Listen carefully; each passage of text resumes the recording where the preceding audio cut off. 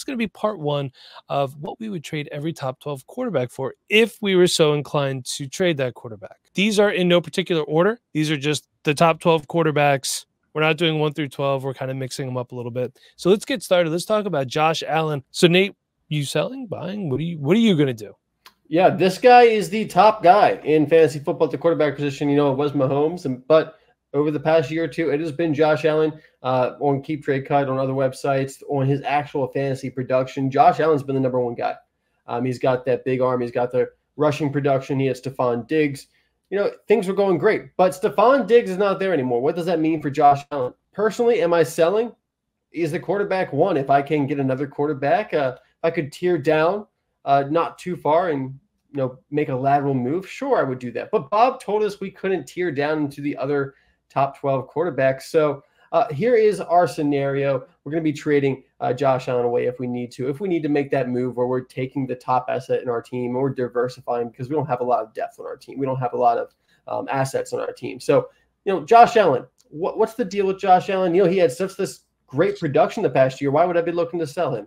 Well, Josh Allen and the Buffalo Bills, like I said, lost Stephon Diggs. And it's kind of like a thing where they're not bringing in any one person to replace Stephon Diggs. Keon Coleman is not coming in to replace Stephon Diggs. This is kind of similar to Patrick Mahomes losing Tyreek Hill. It's going to be filled by attrition. Now, the thing is, I don't think the Buffalo Bills offense is quite set up the way that the Chiefs offense was. They don't have Andy Reid either. They have Joe Brady. They don't have Travis Kelce, they have Dalton Kincaid. So there are some similarities, but not quite Mahomes. Okay, so Mahomes lost Tyreek Hill and he had an MVP season, had the most passing yards of his career. So Mahomes is just different. I don't expect that for Josh Allen this year, especially with Joe Brady there. So over the course of last year, the Bills are actually the third most in rush attempts per game. And a lot of that came in the second half of the season. Joe Brady took over the offensive coordinator, and over the last 3 games of the season last year, they were the number 1 team in rushing attempts per game, Mike, with 36 rushes per game. Only 4 teams in the NFL, including the Bills, averaged 30 or more rushing attempts, and they finished off the last 3 games of the season last year with 36 rushes per game. This is going to be a run-heavy team moving forward. Certainly the giving passes Dalton Kincaid and the rest of the wide receivers there. But this team is going to be a run-first team moving forward. It looks like that's the identity that they've created. They don't need that high-powered offense. That's not what they're looking for up there in Buffalo. With that coming into the equation, I'm not sure Josh Allen's going to continue to be the overall quarterback 1. Is he still going to be a top 5 quarterback? Absolutely. He's still really, really good. He's got that rushing upside, the rushing touchdowns, which, you kind of expect that to start to dwindle a little bit as he gets a little bit older. They have all their money invested in him. They got James Cook there who looked really good last year. So a lot of things going with Josh Allen. He's still going to be productive, but I don't think he's going to be quite the same that he has been over the past 2 years in fantasy football. So if I'm moving Josh Allen, I cheated a little bit here, Mike.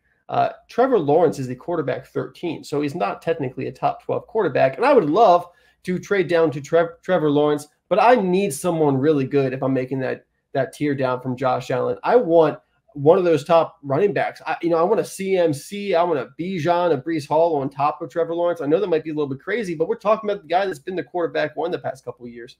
And in a different league, maybe one quarterback, I'd be looking for Garrett Wilson, A.J. Brown. I need a difference maker if I'm getting rid of a difference maker like Josh Allen. What do you think? It's tough to move off of a player like Josh Allen, of course.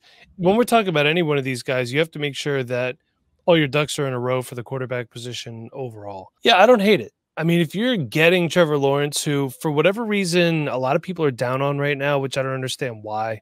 All he's done is improve under Doug Peterson. I guess it's because he was touted as that generational talent. People want him to be. Yeah, exactly. But yeah, I mean, if I can move on from Josh Allen and get a potential top, quarterback 1 and a guy like Breece Hall or a Bijan or a CMC, gladly. I mean, I hate moving on from Josh Allen for just a wide receiver. I'd probably ask for a little bit more. And I feel like quarterbacks are too devalued in one quarterback leagues. I understand where we're coming from, but there's still that huge difference between the quarterback 1 and the quarterback 20 because, we see a lot of people still hoard quarterbacks in a one quarterback league. Yeah, that's for sure. You've seen it. So I'd probably ask for a little bit more on the one quarterback scenario. Now, you want to talk about C.J. Stroud, our quarterback 3? All right, yeah. I'm only selling him if I had to. All right. Now, look, CJ Stroud, he finished last year as the quarterback 11, and he did miss 2 games. Do you know what he missed those 2 games for, Nate? No, what did you miss? He missed them for a concussion. Did have a concussion still. Quarterback 11, and I mean 4,108 yards, 23 touchdowns, and only 5 interceptions. And, this was, we heard a lot of people say he can't read, period. Not just he can't read a defense. Ohio State quarterbacks suck. But look, CJ Stroud is the real deal. Man, we could see that. Got a great young wide receiver core. We got Nico Collins. And then the not so young part, Stephon Diggs down there being stolen from Josh Allen. But they got Tank Dell down there. They got Dalton Schultz as well. But this is a thing where if he's the only viable asset I have, maybe my team just took a massive doo-doo. And we got guys just in bad situations now, retiring, getting cut, whatever. And I need to retool. That's the only way I want to do it. And maybe somehow also he's your quarterback 3 and you want to move him for other pieces. Your other 2 guys are set up and you need to fully compete. Maybe more like he's your quarterback 1 or 2, but you have a good quarterback 3. Yeah. I mean, it's possible. I mean, who knows? People are quite the diligent traders. I've noticed, especially in our Discord, those guys will have some good trades. Mike, I will say I have a super flex league where I have Lamar Jackson, Dak Prescott, and CJ Stroud. If you had to sell one of those, which one would it be? Production-wise, Stroud is my quarterback 3. Yeah. I mean, I think, man, I would, if I had to move one of those guys, I'd try to move Dak right now. I know, but it's kind of nice having all 3. Yeah, I know, but you keep CJ Stroud for that long term. He's still so young. You're in a good spot there. So I don't really want to move him, but if I have to, I will. The good thing is if you move him, you're going to get a pretty good amount for him. If you're desperately in need of a wide receiver, what would you think about, moving him for CeeDee Lamb in a 25 first? I think that's a deal that I would make if I needed a wide receiver. Yeah. And I mean, that's a foundational piece for your team, CeeDee Lamb, just like CJ Stroud is. But CeeDee Lamb, we're looking at him right now as top 4 wide receiver. Most people have him as the wide receiver 1 for this coming season. Can't blame him. So, yeah, I mean, I don't think that's a bad deal. And, in a 1 quarterback league, if I'm moving him, I'm going to look for a stud asset, a guy like, how can I turn CJ Stroud into Jamar Chase? Do I have to add anything because it's a 1 quarterback league? But still, like I said, don't devalue a quarterback just because it's a 1 quarterback. I think people make that mistake. Now, you got a tough one here. Tearing at the heartstrings. Bob does that on purpose. I know he does. Lamar Jackson, our quarterback 4. Again, these are in no order. It's just how we're laying it out. What are you doing? Selling them? You got to be selling them, right? No. Oh. Okay. Nope. Not selling Lamar. He's the quarterback 4 right now. He's entering year 2 with Todd Monken and Zay Flowers. This is a team. Mark Andrews is back healthy. We have high expectations for this team. High expectations for Lamar Jackson, who actually just consistently puts up great fantasy points. He's got that scrambling ability.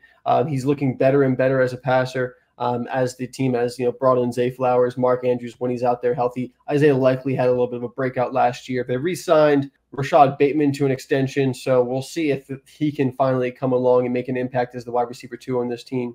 But either way, Lamar has continued to put up great numbers even without the most incredible surrounding offensive talent. So far in his career, he's never really had, you look at the NFL and you look at these guys, you look at like Madden stats and you're like, what are the best offenses in the NFL? And if you take the quarterbacks away, Ravens aren't anywhere close to the top, but Lamar Jackson continues to put up incredible stats. He is like a one-man wonder out there. I expect more of the same this year. I'm not moving Lamar Jackson unless I get a really, really good deal. Yeah. Unfortunately, I did have to, put together some kind of deals here. But I'm kind of looking at it, how can you buy Lamar Jackson? I mean, I want to buy Lamar Jackson. I don't want to sell Lamar Jackson. So I was looking at Dynasty Daddy and looking at some of the trades that have gone through on Sleeper recently. And Mike, I can't believe it, but I think Lamar Jackson might actually be undervalued right now because I saw him going for 2 firsts, both of them being this year. But it was like the 104 and the 108. Come on. And I expect him to probably break 4,000 yards this year. I think we're set up for that. He looked a lot better the second half of the season as a passer as he got more familiar with the Todd Monken offense. I'm really excited about that offense. He's a great offensive coordinator. We saw him do incredible things with Georgia when he was there. So 2 or 3 first, what I'm looking to buy Lamar with. Another trade I want to kind of throw your way, Mike, here. Okay. Drake London and Jared Goff for Lamar Jackson. Thoughts? I think it's fair. You're still getting a quarterback who threw for a ton of yards last year. He got locked up as well. Yep. And, a guy in Drake London who, I think it'll be a turnaround year for him, but unfortunately, again, it's dependent on the Atlanta Falcons quarterback situation. Mm-hmm. I haven't really checked on old Kirky in a little bit. Hopefully he's recovering well down there. For sure. And then, in like one quarterback leagues, I'm trying to give us some one quarterback valuations as well. I'm looking for a guy like Brandon Ayuk, Javonta Smith, probably something on top of that as well. Like you talked about, with Josh Allen, it's kind of hard to just move him with just one wide receiver. Yeah. Lamar, I'm probably more so looking, if I'm going to move him for a straight up wide receiver, I want, like an AJ Brown, Marvin Harrison Jr. I want one of those top guys if I'm moving a top guy like Lamar. A lot of times we see with these mobile quarterbacks, when their passing yards go up, the rushing yards come down. He's still 821 rushing yards for a quarterback and almost 4,000 passing yards. Guys, don't overthink it. When Lamar Jackson is on the field, and yeah, he's missed some time. I understand that. All these quarterbacks do. But this guy, he's an absolute just all-around weapon. Give me some Lamar Jackson. Now, Nate, let's talk about what many people are touting as a generational prospect, and that is Chicago Bears quarterback Caleb Williams, our quarterback 8 right now. And am I selling, buying, holding? I'm selling if I had the 101 and it was earned. There's a lot of times where you want to make a deal for that 101. You couldn't pull it off. People came up lame in their offers, whatever. But there's a lot of times where that 101 actually has more value when there's a player attached to it after the draft is over. In this case, that is Caleb Williams, for the record. So if I earned that 101, my team probably deserved it. It's probably bad. And I probably need more than a quarterback. So is it going to suck to miss out on a guy like Caleb Williams? Yeah, it is. He could also be a bust. I don't think he's going to be. It's a possibility. Again, to make your team better, you got to move what could be your best asset. So I'm looking to move a rookie quarterback with question marks because he hasn't seen the field yet for a veteran starter, a younger veteran starter that's more proven. I'm targeting Jared Goff. I'm targeting Trevor Lawrence, guys like that, because then I'm also going to get plus assets on top of it. So why wouldn't I want to do that? Could I move in a super flex league Caleb Williams for Goff, a 25 first and a 26 third? People are gaga over Caleb Williams right now. Could I do it for T-Law and 2 firsts? That one might be a little harder because of the 2 firsts. It might have to be like a first and a second, something like that. Could I do that? Or in a one quarterback league, I'm trying to think, how can I go from Caleb Williams to Marvin Harrison to Malik Neighbors?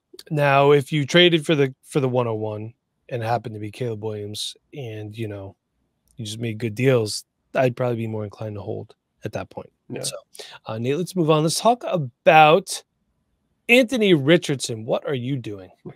Yes, I'm selling Anthony Richardson, Mike, because right now on Keep Trade Cut, he is the quarterback 7. Man, I tell you, I like the upside of Anthony Richardson. I'm not an Anthony Richardson hater. I'm really not. I believe that he can be an incredible fantasy football player and a great quarterback on the field for the Colts as well. But quarterback 7, he has to reach his potential to be the quarterback 7 in value. As good as he could be, Mahomes, Josh Allen, CJ Stroud, Lamar, all ahead of him. I mean, there's only so far you can go to the top. So quarterback 7 right now, he's, the only way he can surpass that is if he becomes Cam Newton without injuries. And there's not a very good start to that so far. He's quarterback 40. He averaged 18.4 fantasy points per game. Let's not forget. Good in a small sample size, but a small sample size. This is a guy that has not had a lot of quarterback experience. Patrick Mahomes averaged 18.4 fantasy points per game. He was quarterback 8. Jared Goff was quarterback 7. And here's the thing. Do you think Anthony Richardson's going to throw for 4,575 yards, 30 touchdowns, and 12 interceptions? Now, Jared Goff also only had 21 rushing yards. Yeah. So there's going to be a disconnect there. But the fact of the matter is, I don't see Anthony Richardson doing that. Want to Yeah, see and it. even if Anthony Awesome. Richardson, runs for 800 yards, something like that, I think with Richardson you have a lot of upside for rushing touchdowns because of how Yeah. big he is. But we still need everything to hit for him to reach this kind of value from an actual production standpoint. Just because I'm a little bit more risk adverse than some fantasy football managers, I'm moving on from Anthony Richardson if I have him. I'm looking to sell him and get one of these other guys that are around this area that I just feel more comfortable with going. I've either seen them already do it, or they're just more traditional, is what I'll say, or have more experience. I'm just a little bit more risk adverse. I'm not saying everyone go ahead and sell your Anthony Richardson shares. He's got a lot of potential, a lot of upside. He could be a league winner, absolutely. But quarterback 7, we're buying at his ceiling right now. I don't like to buy players at their value ceiling, Mike. It's just not something I like to do. I always look for values. I like to buy guys who are lowly valued right now. Like the guy you're about to talk to after this, I think is a good value right now, long-term in Dynasty. Maybe not for this year, but we'll get to that. So I would like to move on from Anthony Richardson, go pick up a Caleb Williams, a Kyler Murray, a Jalen Hurts, Lamar Jackson. What can I do to make that happen? Do I have to add on to go get a Hurts, a Lamar? Can I get something on top of going after Caleb Williams or Jalen Hurts? Or Kyler Murray? I know Bob said not to tear down to the top 12, but I think Anthony Richardson, I had to make an exception for this because this is the screaming lateral move to me because he's valued so highly. I want to make the lateral move. That's just how I play fantasy football. And one quarterback, because I'm getting those one quarterback values out there. I don't mind the risk of Anthony Richardson as much in one quarterback because it's easier to eat the risk if it doesn't work out. It's your quarterback. You probably have another one that's going to be pretty decent as well. But if you're moving on from him, going after another, I've been looking at wide receivers here. Maybe a Michael Pittman Jr., Tank Dell, DJ Moore, probably can get a little bit more on top for a guy like Anthony Richardson, who is, really hyped up right now. All right, last one for this pod, part 1. Let's talk about Justin Herbert. I've been an outspoken Justin Herbert truther, but if I'm selling now, might be the time, honestly. And I don't want to. His quarterback 17 last year, and his wide receiver room got worse, if you think about it. We got Josh Palmer, who we like, but he's got some lofty expectations. Ladd McConkey, yes, people love him. He's also a rookie, so I tend to temper expectations on rookies. If they come out and smash, great. If not, hey, good year 1. Let's get back at it year 2. Then we got Quentin Johnston, Brendan Rice, who's a 7th-round draft pick, and DJ Chark, still kicking around, man. Still kicking around. Look, Greg Roman's in town, and Lamar Jackson had success under Greg Roman. I believe Colin Kaepernick had success under Greg Roman as well. These are different quarterbacks than Justin Herbert. Justin Herbert's athletic, but he's not as good of a runner as Lamar or Kaepernick. Maybe the Chargers are going to run the ball more. We got Kamani Vidal in town. We got Gus Edwards. We got J.K. Dobbins there. So there's a possibility that they have to run the ball more simply because their wide receiver room is just filled with question marks. So how can I maximize that value? Let's move on. We can move on to a guy like, what if we move from Justin Herbert and go to Baker Mayfield, who's quarterback 10 last year, played some of the best football of his career, and we give a guy like Christian Kirk as well. I feel like it's a little low, to be think? honest. I do. Just because, I don't know if now is the best time to sell Justin Herbert. He's already fallen in value, 4 or 5 spots. It was only last year he was probably being valued around quarterback 5 or so. 2 years ago, he was top 3 in startups. So I do feel like it's selling a little low. Okay. Unfortunately, I also don't think he's going to have a great year fantasy football wise. Yeah. So I kind of get it. Maybe he's a better buy later in the season, midway through the season. Maybe he'll fall a little bit farther. But I still think the long-term dynasty upside for Herbert is really, really good. And even if like the raw number of passing yards is not there, I think in this offense, even though the wide receivers aren't great, I think he'll be efficient. I think Harbaugh will set up an efficient offense with Greg Roman. He'll let a play action. They'll run the ball a good bit. He might only throw for 3,500 yards, 4,000 yards, which is less than he's usually throwing when he's out there chucking the ball 30-some times a game. But if the touchdowns go up and the passing yards go down, it might be okay. Oh, what about moving him for a guy like Tua Tagovailoa, who led the NFL in passing last year? In the same offense, those great wide receivers. What'd you think about that? I like that more. I mean, what can you get on top of it? I like, at least like a second round pick on top of that. Third on here because I feel like it would be hard to get much more than that. You know what I mean? Herbert's a hard sell right now. That's part of the problem. I know. I mean, I would love a second if I could, honestly, but I think that's a move that I'd be willing to make too. And hey, Tua has been banged up. All these guys get banged up, man. It's just that's how it goes.